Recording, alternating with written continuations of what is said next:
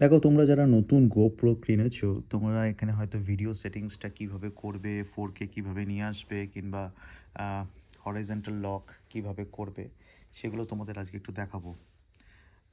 দেখো এখানে ফার্স্ট এটা হচ্ছে ভিডিও চলে এলো। তোমরা না ওপর থেকে এরকম সোয়াইপ ডাউন করো, হ্যাঁ সোয়াইপ ডাউন করো, এখানে চলে যাও এই সাইডে।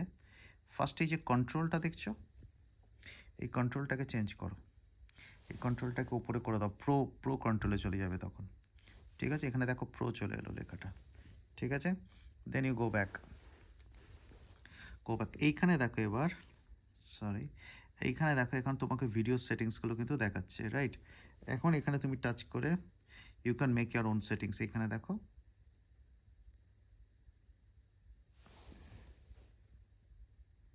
এইবার তুমি দেখো স্ট্যান্ডার্ড লগ এইচডিআর, আমি লগটা প্রেফার করি, আমি 4K 60 ওয়াইড রেখেছি, হোয়াট এভার। ঠিক আছে, এই অবধি তোমার হয়ে গেল। এবার দেখো তোমায় দেখাচ্ছি একটা জিনিস।